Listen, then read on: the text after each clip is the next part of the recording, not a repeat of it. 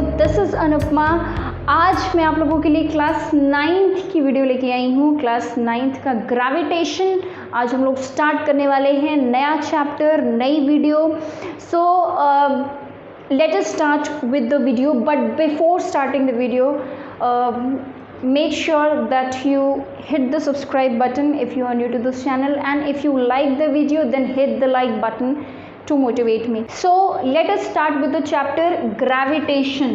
Yes, gravitation, one of the most important chapters of your physics syllabus in science. So देखो, जब भी हमें gravitation word सुनाई देता है, ठीक है, तो हमें क्या ध्यान आता है? We think about earth, solar system, sun, gravity of earth, यही सारी चीज़ें हमें ध्यान आती है, ठीक है। ग्रेविटेशन हमारे लिए कोई बड़ी नई चीज़ नहीं है, इस चीज़ को हमने कई बार सुना हुआ है, लेकिन क्या जो आपने सुना है वो करेक्ट है? क्या वो कम्प्लीटली करेक्ट है? हो सकता है कि नहीं। इस चैप्टर में आपकी बड़ी सारी मिसअंडरस्टैंडिंग्स और रिलेटेड टू ग्रेविटेशन आपकी दूर होने वाली है। कैसे? देखो ज़रा, अभी तक हम ये समझते थे कि ग्रेविटेशन, या ये कह लीजिए कि gravitational force, what is gravitation? It is a kind of force, ठीक है। किस तरीके का फोर्स है ये? अट्रैक्टिव फोर्स है और नॉन कॉन्टैक्ट फोर्स है। अरे भाई, नॉन कॉन्टैक्ट फोर्स है तभी तो सन के अराउंड अर्थ रिवॉल्व कर रहा है, and we know that it is because of the gravitational force. तो क्या सन ने अर्थ को टच कर रखा है? नहीं। बिना टच किए, इतनी लंबी दूरी होने के बाद भी अर्थ गेट्स अट्रैक्टेड टुवर्ड्स द सन और ग्रेविटेशनल फोर्स वहाँ पर एक्ट करता है। इसका मतलब ये तो कंफर्म हो गया कि it is a type of non contact force, ठीक है। और ग्रेविटेशनल फोर्स एक अट्रैक्टिव फोर्स है। आप कभी ये नहीं देखोगे कि ग्रेविटेशनल फोर्स की वजह से कोई दो ऑब्जेक्ट्स रेपेल कर रहे हैं, ठीक है। अभी तक हमें यही समझ में आता था कि ग्रेविटेशनल फोर्स जो है वो सेलेस्टियल बॉडीज़ में वर्क करती है। Like the sun attracts the earth attracts the moon, ठीक है। तो मून भी तो रिवॉल्व कर रहा है around the sun, around the earth.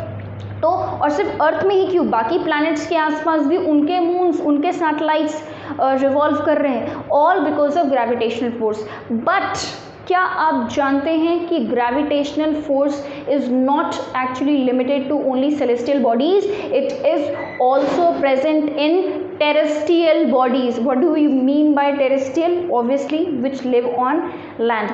Every single body is exerting a force on another body in this universe, ठीक है। अब यूनिवर्स में हम और आप भी आ जाते हैं, ठीक है। मेरे आसपास जितनी भी बॉडीज़ हैं यहाँ पर, उन सारी बॉडीज़ को मैं ग्रेविटेशनल फोर्स से अट्रैक्ट कर रही हूँ और उतना ही इक्वल फोर्स वो बॉडीज़ मुझ पे लगा रही हैं। कहने का मतलब ये है कि gravitational force is not limited to universe, planet, sun and moons, it is also present here. But इसमें बड़े ही मिसकंसेप्ट्स हैं, बड़े ही क्वेश्चंस, बड़े ही डाउट्स आते हैं, और वो ये है कि भाई अगर ग्रेविटेशनल फोर्स यहाँ लग रहा है तो हम क्यों नहीं अट्रैक्ट हो जाते, हम क्यों नहीं मूव करने लगते किसी दूसरी बॉडी के टुवर्ड्स। आपके सारे डाउट्स इस वीडियो में क्लियर होंगे। तो पहली चीज़ें जो हम लोगों ने यहाँ पर पढ़ी वो ये है कि ग्रेविटेशनल फोर्स, ग्रेविटेशन मतलब क्या? It is kind of force. We are basically concern about the force due to gravity. तो ग्रेविटेशनल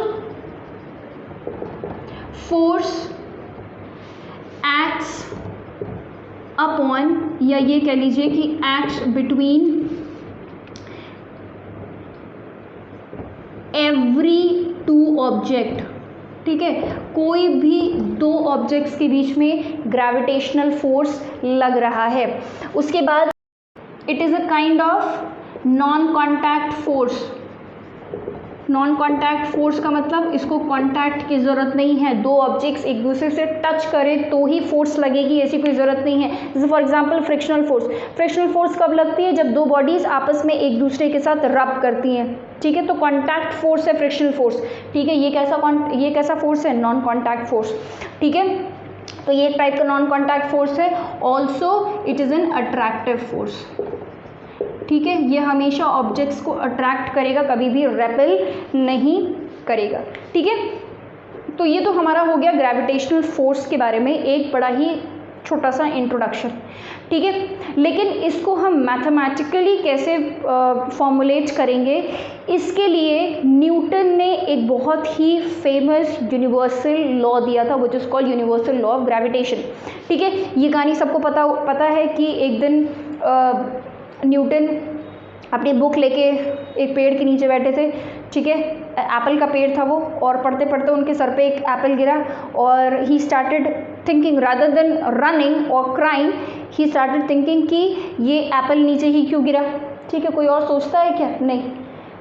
ठीक है, बट ऑब्वियसली उन्होंने सोचा बिकॉज ही वाज न्यूटन, तो उन्होंने ये सोचा कि एप्पल नीचे गिरा तो क्यों गिरा, हर चीज़ नीचे गिर रही है तो क्यों गिर रही है, टुवर्ड्स द अर्थ गिरती है ना हर चीज़, अर्थ अट्रैक्ट करती है, तो ऐसा क्यों होता है। ठीक है, और इसी सोच की वजह से यूनिवर्सल लॉ ऑफ ग्रेविटेशन निकाला गया था बाय न्यूटन। और इनफैक्ट न्यूटन का ये जो ग्रेविटेशनल फोर्स का जो लॉ है, इस लॉ ने काफ़ी सारी अनएक्सप्लेन्ड थ्योरीज को एक्सप्लेन कर दिया था। ठीक है, जैसे कि अभी हम लोग इसमें प्लानिटरी मोशन, आज की वीडियो में नहीं, नेक्स्ट वीडियो में हम लोग प्लानिटरी मोशन ऑफ केपलर्स पढ़ेंगे। ठीक है, of planets which was given by Kepler. ठीक है, तो वो पढ़ेंगे, उसमें भी कई सारी थ्योरीज थी which you could not explain, but it was later on explain by Newton's gravitational law. ठीक है, तो ये भी बहुत ज़्यादा इंपॉर्टेंट, गलीलियो के भी सेलेस्टियल बॉडीज़ पे जो उन्होंने थ्योरीज निकाली थी, उन थ्योरीज को भी काफ़ी अच्छे से एक्सप्लेन कर पा रहा था न्यूटन्स लॉ ऑफ ग्रेविटेशन। ठीक है, तो आइए स्टार्ट करते हैं फटाफट। Alright, so let us start with the universal law of gravitation. ठीक है, यूनिवर्सल लॉ ऑफ ग्रेविटेशन। ठीक है, यूनिवर्सल लॉ ऑफ ग्रेविटेशन, इसको हम ULG भी बुलाते हैं। अब ये क्या स्टेट करता है, देखो पहले तो कुछ थोड़ी कहानी तो लिखेंगे ना इसके बारे में। अगर आपको आ जाएगा कि state the universal law of gravitation, तो क्या लिखोगे? ठीक है, तो it states that any two objects attract each other with a force which is directly proportional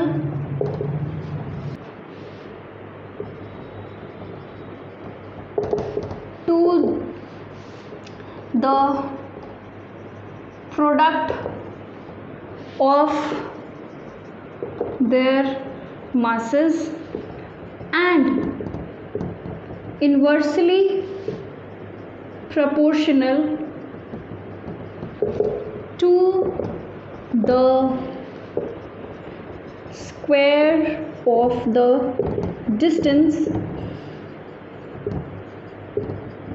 between them।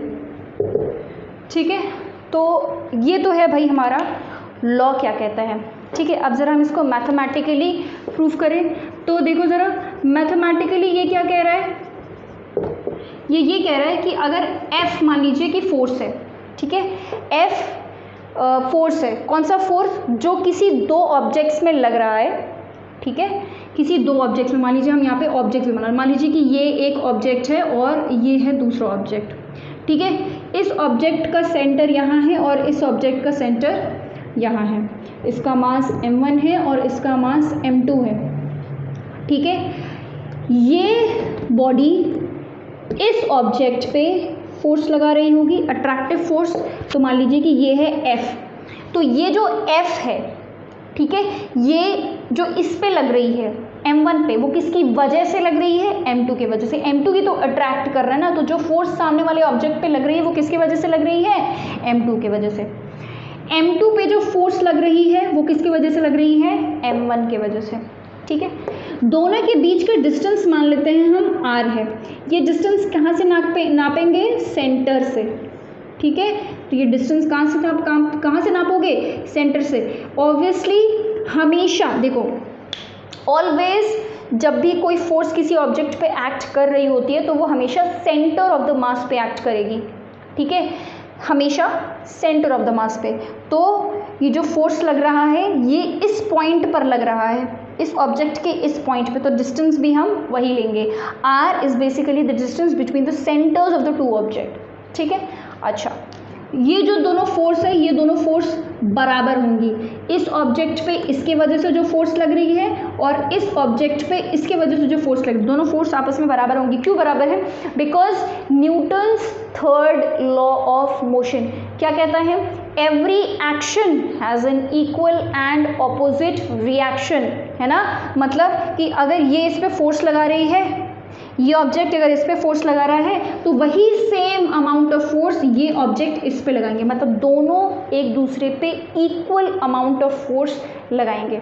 ठीक है, अब देखते हैं कि इसका मैग्नीट्यूड कैसा होगा। तो ये जो फोर्स दोनों के बीच में लग रही है उसको हमने ले लिया है F, और लॉ क्या कहता है कि the force which is directly proportional to the product of their masses. तो एक प्रोडक्ट मतलब क्या? एक मास है m1 और m2 दोनों का प्रोडक्ट। ठीक है, ये हो गया मान लीजिए हमारा इक्वेशन 1। दूसरा क्या कहता है? F is inversely proportional to the square of the distance. Inversely proportional to the square of the distance, distance का स्क्वायर और उसको इनवर्सली प्रोपोर्शनल कर दिया है। ठीक है, ये जो F is inversely proportional to 1/r square है, इसको हम बोलते हैं इनवर्स स्क्वायर रूल। क्या बोलते हैं? Inverse square rule. और ये जो इनवर्स स्क्वायर रूल है ये सिर्फ ग्रेविटेशनल फोर्स पे नहीं लगती है। ठीक है, यही इनवर्स स्क्वायर रूल आपके इलेक्ट्रोस्टैटिक फोर्स पे भी लगती है। इलेक्ट्रोस्टैटिक फोर्स मतलब दो चार्जेस के बीच में जो फोर्स होती है, यहाँ पे ग्रेविटेशनल फोर्स दो ऑब्जेक्ट के बीच में जो फोर्स होगी उसको हम क्या बोलेंगे? उसको हम क्या बोलेंगे? Gravitational force. ऑलवेज अट्रैक्टिव, हमेशा अट्रैक्ट होगा। इलेक्ट्रोस्टैटिक फोर्स क्या होती है? लिख लो कहीं पर साइड में, two charges, force between two charges, इसको हम क्या बोलते हैं? Electrostatic force. क्या बोलते हैं? Electrostatic force. ये वाला जो फोर्स है ये भी इनवर्स स्क्वायर रूल फॉलो करती है। मतलब जितना ज़्यादा डिस्टेंस होगा फोर्स उतना कम होगा। ठीक है, डायरेक्टली प्रोपोर्शनल का मतलब क्या होता है? ये बढ़ेगा ये भी बढ़ेगा, ये बढ़ेगा ये भी बढ़ेगा। इनवर्सली प्रोपोर्शनल मतलब फोर्स बढ़ेगा डिस्टेंस कम। जितना दो ऑब्जेक्ट्स एक दूसरे से जितना दूर होंगे फोर्स उतना कम, डिस्टेंस ज़्यादा फोर्स कम। पास पास होंगे तो डिस्टेंस कम फोर्स ज़्यादा। सेम यही चीज़ इलेक्ट्रोस्टैटिक फोर्स में भी लगती है। क्या इलेक्ट्रोस्टैटिक फोर्स हमेशा अट्रैक्टिव होगी? नहीं नहीं नहीं, ये कोई ज़रूरी नहीं है। क्यों? क्योंकि भाई चार्जेस तो लाइक और अनलाइक दो टाइप्स के होते हैं ना, है ना। अगर दोनों पॉजिटिव पॉजिटिव है तो दो कहाँ अट्रैक्ट करेंगे? तो फिर तो रेपेल करेंगे। इलेक्ट्रोस्टैटिक फोर्स ही लग रहा है पर एक दूसरे के अगेंस्ट लग रहा है। ठीक है, और अगर मान लो एक पॉजिटिव और एक नेगेटिव है तो इलेक्ट्रोस्टैटिक फोर्स तो लग रहा है बट दोनों एक दूसरे को अट्रैक्ट करेंगे, टूवर्ड्स ईच अदर फोर्स लगेगा। ठीक है, थोड़ा एक्स्ट्रा है बट ठीक है, यू शुड नो। तो सॉरी, इनवर्स स्क्वायर रूल यहाँ पर लग रहा है। अब इन दोनों को ज़रा कंबाइन कर दें। ठीक है, तो ये क्या हो जाएगा? F is directly proportional to m1 m2, multiply का साइन लगा देते हैं, m1 into m2 divided by r square. Proportionality sign हटेगा, प्रोपोर्शनैलिटी हटती है तो एक कांस्टेंट लगता है। यहाँ पर वो कांस्टेंट क्या है? g।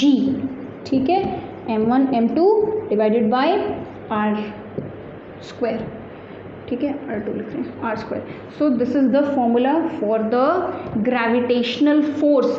यहाँ पे F क्या है? ग्रेविटेशनल फोर्स है। ठीक है, ग्रेविटेशनल फोर्स। ठीक है, और G क्या है? G क्या है? Gravitational constant. ग्रेविटेशनल कांस्टेंट है ये। ठीक है, gravitational constant and it will always remain constant. G की वैल्यू कभी भी चेंज नहीं होगी, चाहे अर्थ पे रहें आप, चाहे वो मार्स पे रहें, चाहे वो मून में रहें, चाहे वो सन में रहे, चाहे कहीं भी रहे, धरती के किसी भी कोने में रहे, यूनिवर्स के किसी भी कोने में रहें, कैपिटल G की वैल्यू चेंज नहीं होगी। कितनी होती है कैपिटल G की वैल्यू?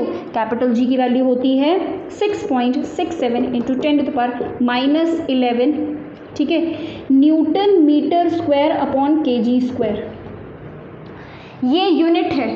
ये क्या है? ये जो डरावनी सी आपको दिखाई दे रही है कि पता नहीं कहाँ से आ गया ये क्या है? ये यूनिट है। किसका यूनिट है ये? ग्रेविटेशनल कांस्टेंट का।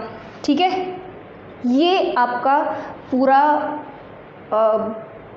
एक्सप्लेनेशन है of universal law of gravitation. Please right this down, this is very important, right it down. चलिए, वैल्यू ये एनालिसिस करके निकाली गई है। ठीक है, इस वैल्यू का कोई कैलकुलेशन आपको नहीं दिखाना है एग्जाम में।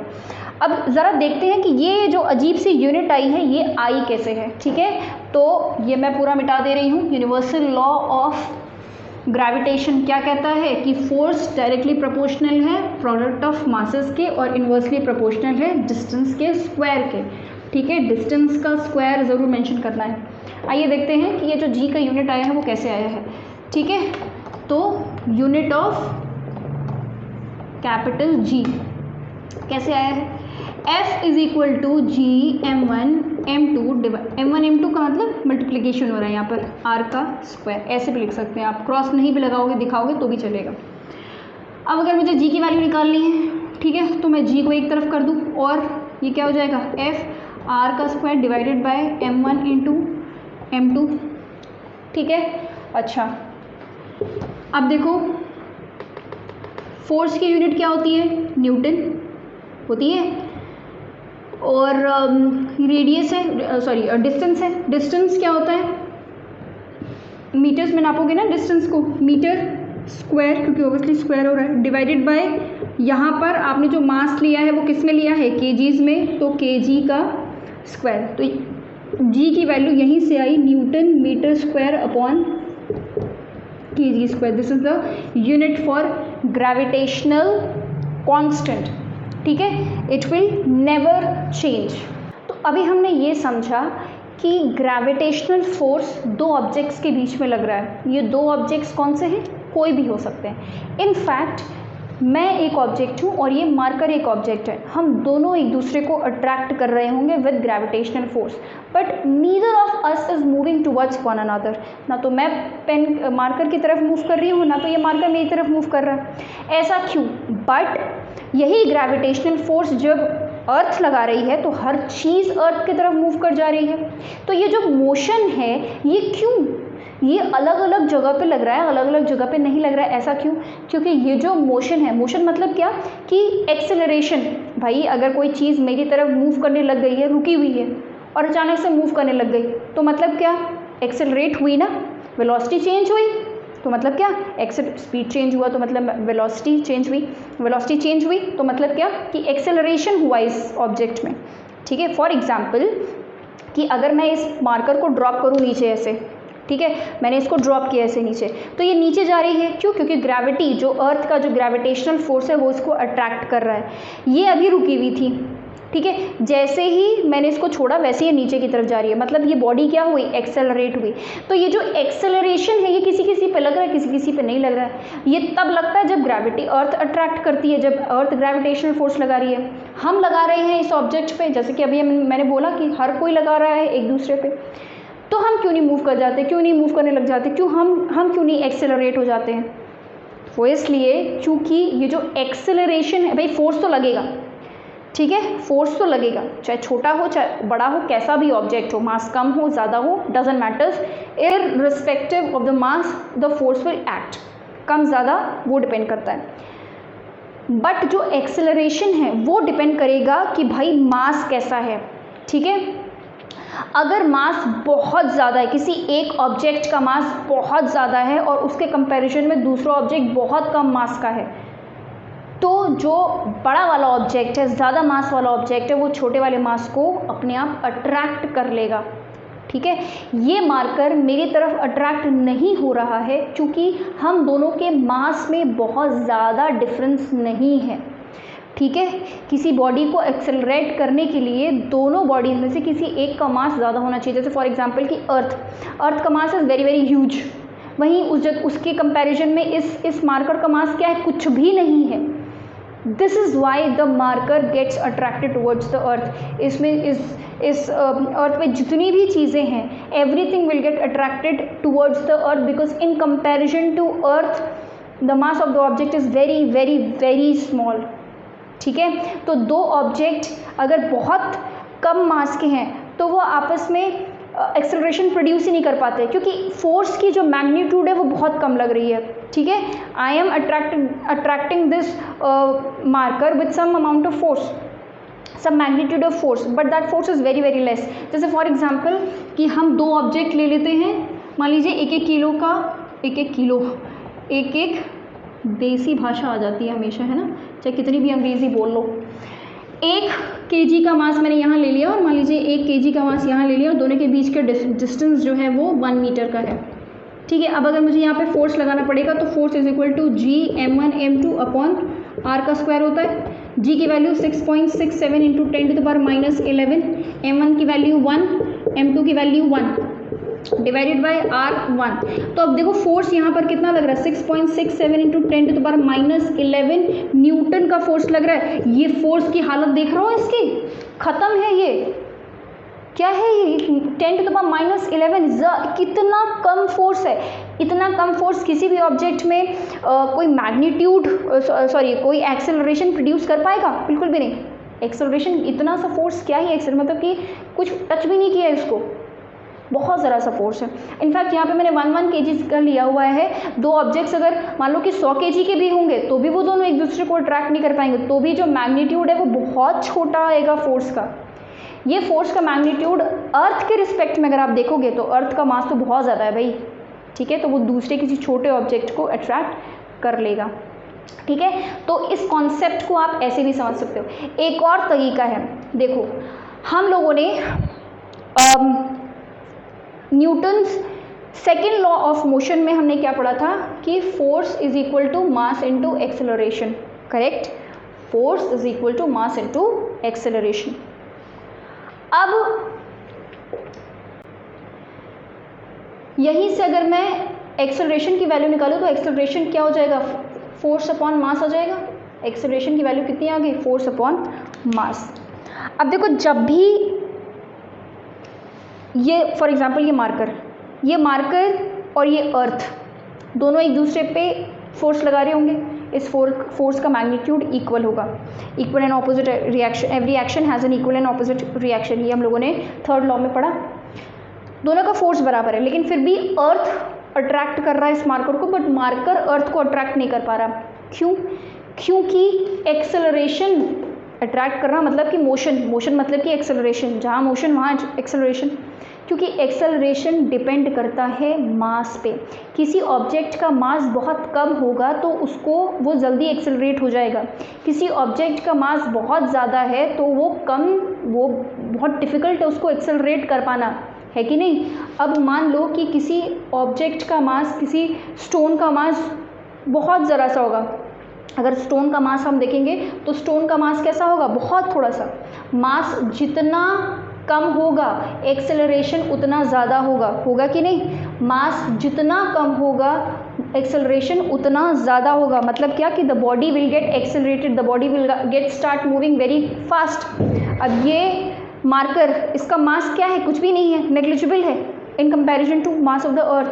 तो इसका मास बहुत कम है, इसका मतलब मास जितना कम एक्सेलरेशन उतना ज़्यादा, एक्सेलरेशन उतना ज़्यादा, तुरंत मार्कर नीचे गिरने लगेगा। ठीक है, वहीं अगर ये मास हम अर्थ का कंपेयर करें तो अर्थ क्यों नहीं एक्सेलरेट कर रहा, क्योंकि भाई उसका मास बहुत ज़्यादा है। तो जब मास बहुत ज़्यादा है तो एक्सेलरेशन बहुत कम है। ठीक है, mass is inversely proportional to acceleration. Earth का मास बहुत ज़्यादा है, उसमें एक्सेलरेशन प्रोड्यूस करना इज़ वेरी वेरी डिफ़िकल्ट, उसको मूव कराना बहुत ज़्यादा डिफ़िकल्ट है। और यही रीज़न है कि दोनों की तरफ से बराबर फोर्स लगने के बाद भी सिर्फ मार्कर एक्सेलरेट होगा, अर्थ एक्सेलरेट नहीं होगा because of very very huge mass. ठीक है, so this was all about today's video. आज हम लोगों ने universal law of gravitation complete कर लिया है। नेक्स्ट वीडियो में मैं आप लोगों के लिए applications of universal law of gravitation लेके आऊँगी और उसमें बहुत ही इंपॉर्टेंट टॉपिक हम लोगों को पढ़ना है, which is Kepler's planetary motion. तो thank you so much for watching this video. If you liked it, then make sure that you hit the like button, and if you are new to this channel, then please subscribe to the channel. I come up with videos of class 9th and 10th science and 11th chemistry. And if you have any query or you have any thought in your mind, then please put it in the comment section.